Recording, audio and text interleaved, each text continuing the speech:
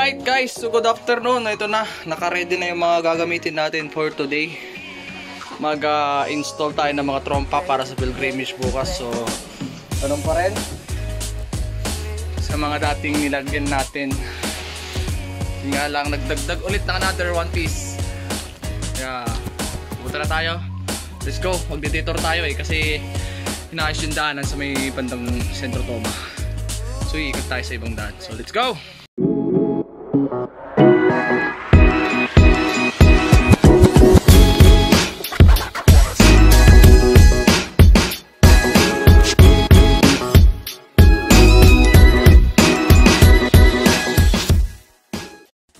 Alright guys, so first time din namin pumasok dito sa may papuntang Pulipol Island. Tourist destination dito sa bandang Centro Toma. So ito yung bagong kalsada. Dati kasi nung high school pa ako naglalakad lang kami sa mga gubat-gubat. Wala pa yung gantong daanan. So ngayon, accessible na siya para sa mga sasakyan. So ito yung ruta natin na which is lalabas tayo sa bandang Surip lang din. So first time natin pumasok dito, so titignan natin dahil dito rin tayo dadaan bukas. Yan ang ganda pala dito. Alright, ganda. Nice. Pero tanaw ba ang dagat dito guys? Hindi. Malayo. Ayos oh. Maluwag. Maganda dito siguro mag-motor ka ng yung mga dirt bike. Kasi mga biglang angat na gano'n no? Yung medyo lumilipad ka ng mga 5 inches gano'n. Alright oh. Ganda. Yun oh. A few moments later. Guys, nandito tayo sa hideaway tuloy sa Surip. Simulan na natin ang mainit-init na labanan at pagpasok sa masusukal na parte ng gubat para mag-install. Alright, let's go. A few inches later. Ay, pangalawa na. So, meron pa tayong 5. Water break. Meron pa tayong 5. Alas 12 na pala. Doon si Boss Elpio. Gedli ng kalsada. Kung ipapa-straight kasi natin sa kalsada, negative. Masyadong marami yung kakainin na wire. Kung ano nga lang, kung hindi naabuti ng ano yan? Ilaw. Ay oo. Mas maganda pa yun, mas mataas ang mas mababa. Kasi doon pero hindi naman ata doon may diretso dito yun eh. Hanggang dyan na sa may taas. Hindi pa tayong 5. Hindi naman inaabot ng ganong oras. Kasi alas 3 tapos na eh. 10. Dito tayo ngayon guys. So didiretsohin natin to kasi masyado maraming makukonsume ng wire kung susundan pa natin yan. So kukunin natin, siyempre yan yung triangle niya eh. Mas mahaba yung hypotenuse pero siyempre kung dito ka manggagaling talagang sa... So kung sakali kung yung area natin ngayon papunta dun sa may kurbada na yan, mga estimated mo ilang meters pa yan? Siguro ano na yan? Mga 20 lang yan. 20 lang yan. Tapos doon na sa tawid na yan eh. Oo, tawid na yan. Dire-diretso na tayo dun sa... Dito yung cross. Pero hindi naman natin pwedeng diretsohin yan kasi first station pag ganun. Oo. Madali na lang doon mamaya. Ito lang mahirap talaga. Alright. Si Jeffrey oh. Guys!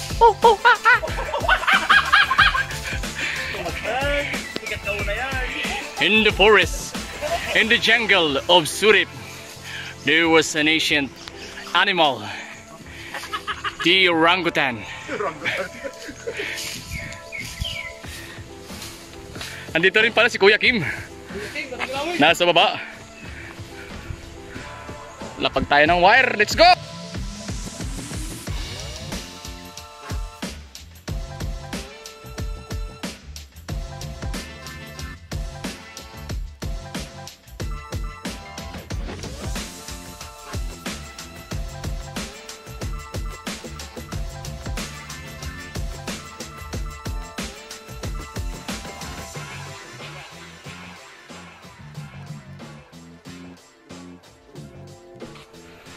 Isa pa, bigay mo na yung pinakamalupit mo.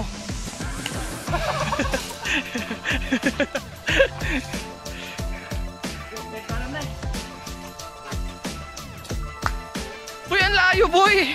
Ba't ganon?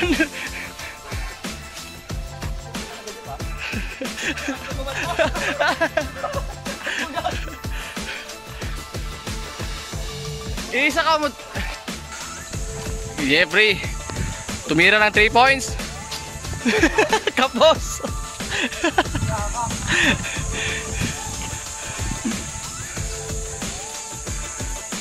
Ay nako. Yun, gumawa ng paraan. Nag-isip. Ginamit ang utak. Let's go! More moments later. Alright guys, so ando na sila. Nagapang ko na rin yung wire. So bali pang 4 na yun. Ikakabit nila ngayon. Tapos may... Hindi, pang 5 na pala yan. So may 2 na lang tayo ikakabit sa taas. Doon na ako, sasalubong na ako doon. Let's go. 1 hour later. Alright guys, time check tayo. 3:23 na. Nakain na tayo ng lunch. Grabe pagod ba? Napakainit kasi. Nautal na ako. Antayin na lang natin si Jeffrey. Tapos pahinga. Tapos kain na. Ay nako. Hirap kumita ng pira to. Ay. Alright guys, sa testing na natin. Baba na doon sa baba para ma-pick up na natin yung dalawa. Let's go. Tapos na naman ang isang araw at tayo'y pauwi na mula sa ating ganap kaninang tanghali, no? At talagang medyo natagalan tayo dahil nga ng nagbago tayo ng style. Naging 2 channel tayo ngayon dahil nagdagdag tayo ng horn at okay naman. So kondisyon na yung horns natin para bukas, no? Let's go guys. The next morning. Alright, good morning guys. Rise and shine. Ready na mga boys for today's ganap. Let's go to Surip. Maga na setup to. Let's go, let's go. Alright. May tapak na sila niya doon. Kanya-kanya tayong charge na trabaho. Ito taga-kandong. Ito taga-ano? Kambyo. Taga-kambyo. Ako taga-silinya dyan. Ano naman? Isang free, no? Steering. Let's go! Alright, dito na tayo. Anong nangyari dyan sa loob? Ay, hindi. Sakto. So, set up tayo. My friends. A few inches later. Si DJ ko yung ano nyo, itsura nila, no? Parang nag-aayos ng internet connection doon sa may ano, yung tawag noon, yung panel nila na ano, nasa bayan, station. Bumigay na naman itong ating 1 channel ng P5. Na-stuck kasi ito eh. Looks tayo dito. Time check guys, 8:20. Wala pang ano, hindi pa nag-i-start ang misa dito. Alright. Konti pa lang ang tao.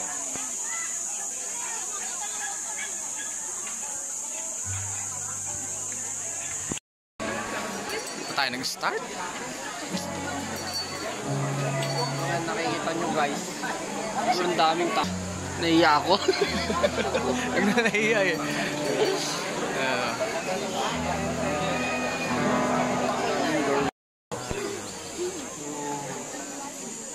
Announcing that today we are celebrating the 25th silver anniversary of Father Hendrik. Ito ba si Father Hendrik? Father, namanap ka lang yung photo.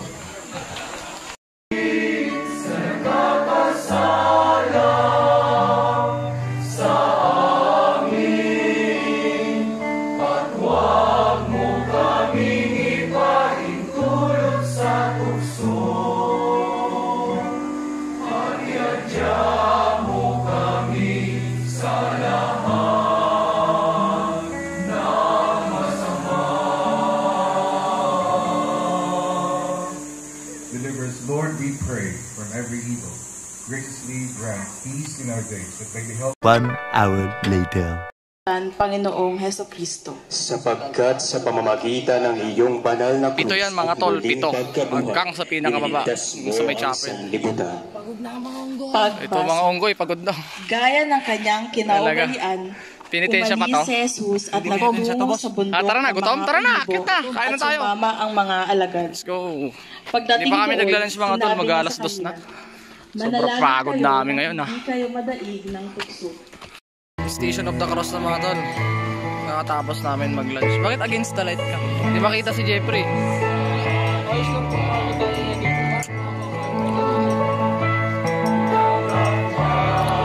For array natin na 700 watts. Magkabaliktad.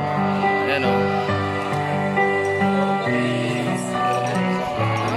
Wire nandyan din. Dating tekot pa rin tayo. Siyempre.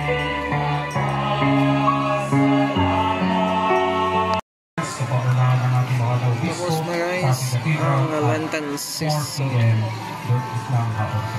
dito sa pilgrimage site, Surit Pilgrimage. Picture na lang yan mga guys, nakap na tayo. Tapos ito yung isang araw.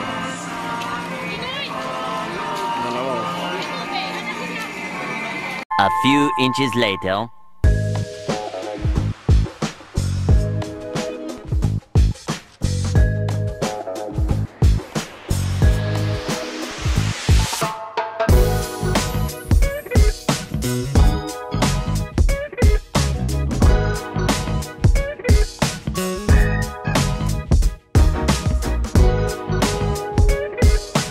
Alright, pauwi na tayo guys. So, natapos na tayo ngayon sa ginanap nating setup ng mga trompa para sa live season 2024. So, let's go guys, let's go!